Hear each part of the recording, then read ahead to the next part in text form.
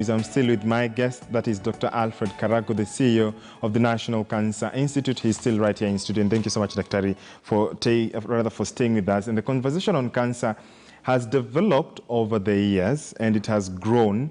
We've seen from, I think it's only the nails and the hair that cannot contract cancer, right? True. So we've seen all manner of cancers, being reported lately. Let's first speak on the COVID jab.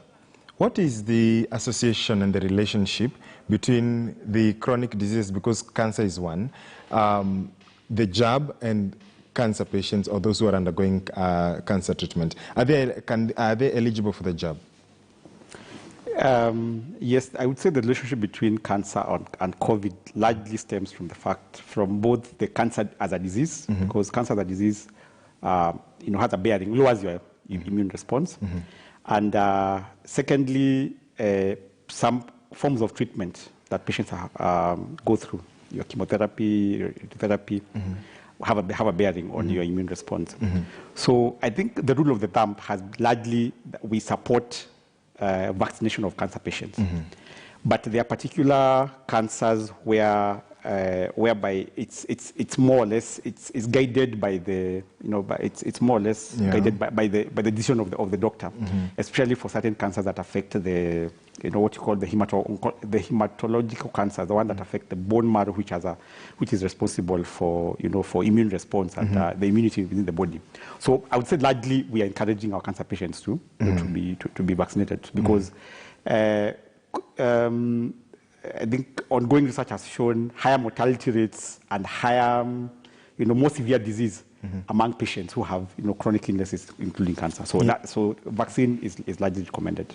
Yes. And so the cost of also treating cancer has been quite high, both locally and abroad. Before the pandemic, we did see more often, those affected families, friends, trying to raise funds to send their loved ones and their friends to India and other countries. Talk to us about now treatment of cancer, any type of cancer in this case.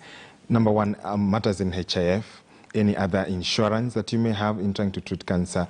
Is that still eligible? How does it work? Because many have lost hope due to the huge amount of costs involved, in as much as cancer is still the third cause of death in the country. Thank you. That's a very pertinent issue. In fact, as we speak, the Cabinet Secretary for Health, Senator Mutahi Kagwe, has actually commissioned a task force to inquire into that matter. And his biggest concern was largely, why are we seeing our patients, going out to other countries to seek care, whereas, there's a lot of government investment in this country. And as we have gone out to the public, because we have engaged quite a bit of the public to understand some of the issues that, that they have been going through, the issue of cost has really come up.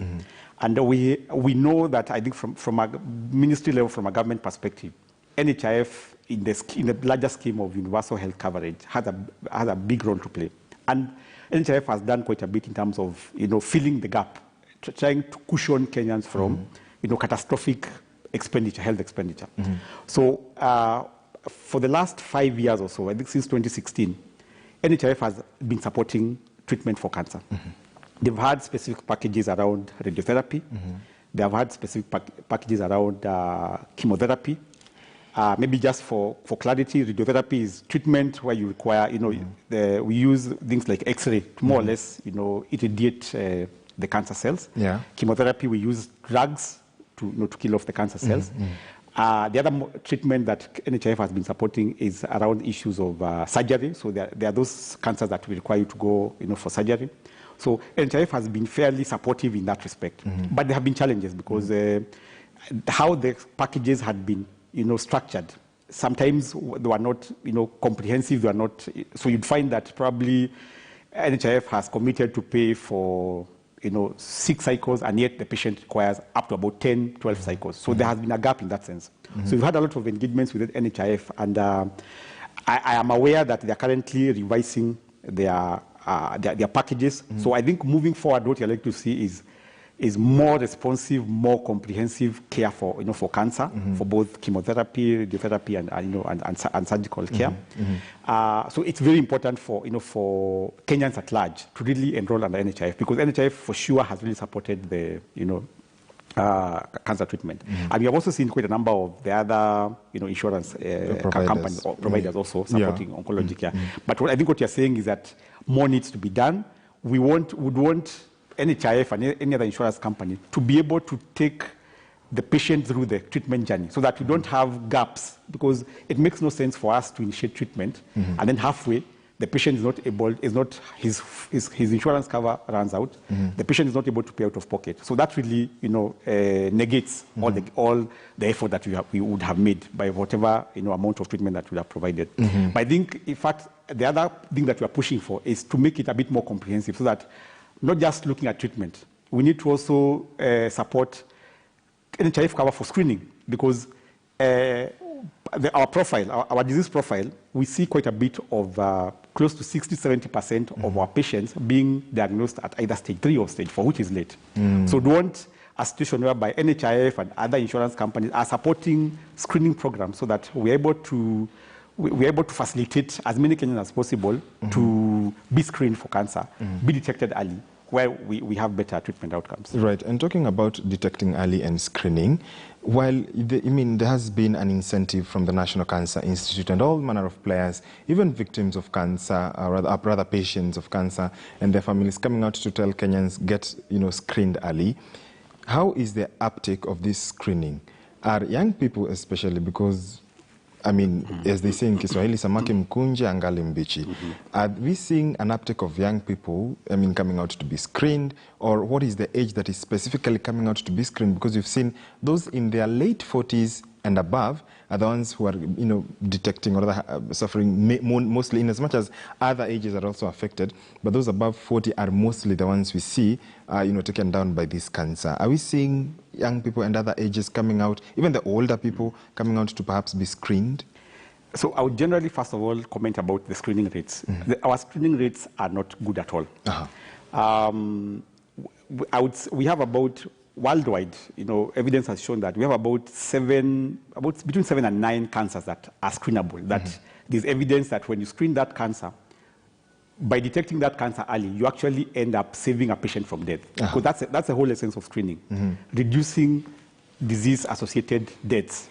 So these cancers include cancer of the cervix, cancer of the breast, cancer of the esophagus, lung cancer, oral cancer. There's a childhood cancer called retinoblastoma that affects the eye, among other cancers. So I would probably talk about and prostate cancer. I would probably talk about the 3 most common cancers in this country: cervical cancer, breast cancer, prostate cancer. About 3-4 years ago, there was a national survey that was done that showed that we only about 16% of women in the reproductive age. That would mean woman, ideally women in the reproductive age, we consider any woman between 15 and 49 years as being the reproductive age. But for the purpose of this survey, we are looking at women aged between 18 and actually extended to 69 years. Among Kenyan women aged between 18 and 69 years, only about 16% of women had ever been screened. That's quite low. That's quite low. And yet, there's a global push.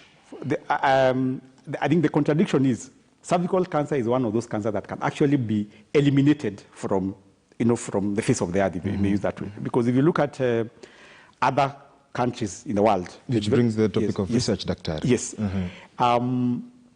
The push to eliminate cancer, cervical cancer, for instance, combines vaccination, screening, and treatment, and early treatment. Let me just cut you short. Yes. There's a view who is asking, as the cancer fraternity and those involved in cancer, are you feeling left out because COVID came way later and there is already vaccines? I think a lot of it's not that simple. I think it's not that simple because I think the mechanisms of this disease is quite different. Right. You see, COVID is a straightforward virus. Cancers, there are only a certain section of cancer that are viral, that are related to viruses. For instance, now the good thing about cervical cancer is that it's actually related to a virus called human papilloma virus. So that's why it's easy to have a vaccine, as opposed to something like breast cancer. Breast cancer, there's no viral or other infectious agent that we can think about that we can vaccinate against. So that's a difference.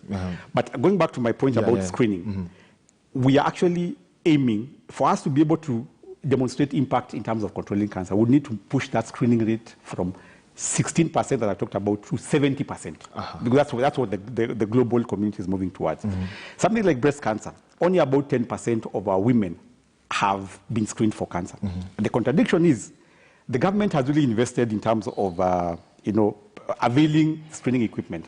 I'm sure Kenyans are aware about the Managed Equipment Service, the MES project, that has been talked about a lot. A critical positive about the MES project is that it availed mammography machines across the country. Each of our 47 counties has a mammography machine. And yet, as I said, only about 10% of our women have gone out. So I think what we have struggled with is that cancer has rightly been called the silent killer. Yeah.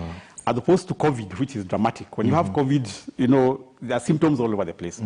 But largely for cancer, especially in the early stages, it will be indolent, very silent, largely in the symptoms. So probably the challenge that we have is that we are not accustomed to going to hospitals when you are feeling okay. And I think that's a challenge. That's a narrative that we need to change. So that we adopt a model whereby it's like the way we service our vehicles. So every so often we also need to. So that's the whole essence about screening. So in terms of probably just to answer you about the profile of the young, I would say that in terms of the screening coverage, we see quite more of the advanced, ages being screened. Right. And anyway, I think that's also related to the fact that cancer is more common as you advance in age. So I think, yes, so those are some of the issues that we see. Dr. we are pressed for time. You have to wind up very briefly in 5 seconds. Yes. Your final word on this cancer topic. Yes. Mine is a call to action.